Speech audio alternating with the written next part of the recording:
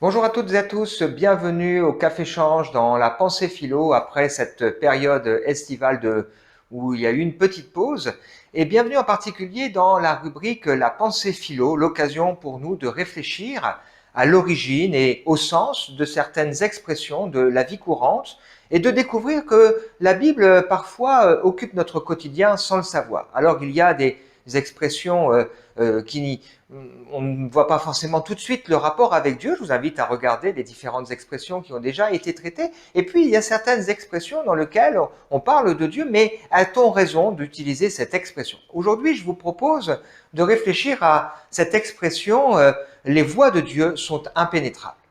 C'est une expression qu'on emploie souvent avec un peu d'humour, avec un petit rictus peut-être. Parfois, les non-croyants ou les gens qui sont sceptiques ou qui se posent des questions vont utiliser cette expression pour parler de certaines circonstances de la vie un peu bizarres qu'ils n'ont pas compris et en disant ben, si Dieu existe et s'il conduit les événements de la vie, sa manière de faire est vraiment bizarre, incompréhensible, les voies de Dieu sont impénétrables. Qu'est-ce que la Bible nous dit au sujet de cette question? Eh bien, elle nous évoque plusieurs choses. La première, c'est qu'effectivement, la manière dont Dieu agit est différente de celle auxquelles nous pouvons penser. C'est vrai que l'être humain a souvent envie de bien comprendre et de pouvoir tout expliquer des choses de Dieu. Et il y a bien des choses qui nous dépassent. Il y a un homme de la Bible qui s'appelle l'Ecclésiaste, qui nous a livré un livre de pensée bien connu, notamment avec ce texte célèbre, il y a un temps pour toutes choses, et qui nous dit que Dieu fait toutes choses belles en son temps, même il a mis dans le cœur de l'être humain la pensée de l'éternité, bien que l'homme ne puisse pas saisir l'œuvre que Dieu fait, du commencement jusqu'à la fin. Une façon de dire que les voies de Dieu nous dépassent, et que parfois la manière dont Dieu agit passe inaperçue. Mais il y a aussi deux autres textes très intéressants qui, en rapport avec cette expression, les voies de Dieu sont impénétrables.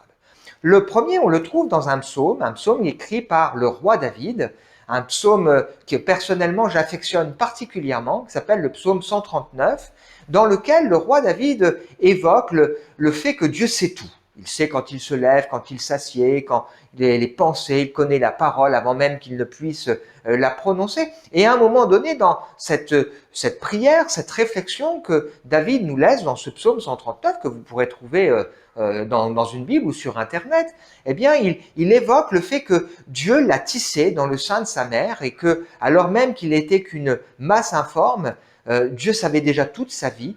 Sur son livre étaient inscrits tous les jours qui lui étaient destinés avant qu'aucun d'eux n'existe. Et quand il pense à ça, et c'est un peu comme si la tête le tournait, il dit, voilà, les pensées de Dieu sont tellement extraordinaires, elles sont si nombreuses, elles me dépassent, elles sont impénétrables, qui a pu connaître la pensée de Dieu?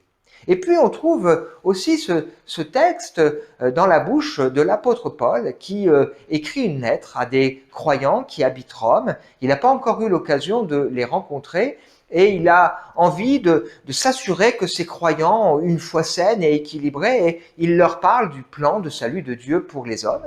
Et à un moment donné, dans sa réflexion, lorsqu'il considère la manière dont Dieu s'y prend pour se révéler aux êtres humains, il est émerveillé par cela et il nous livre cette parole. C'est dans le chapitre 11 de la lettre aux Romains, aux profondeurs de la richesse, de la sagesse et de la science de Dieu, que ses jugements sont insondables et ses voies incompréhensibles. Qui a connu la pensée du Seigneur ou qui a été son conseiller, qui lui a donné le premier pour qu'il ait à recevoir en retour? La Bible nous révèle que les voies de Dieu sont extraordinaires, mais que Dieu fait les choses bien.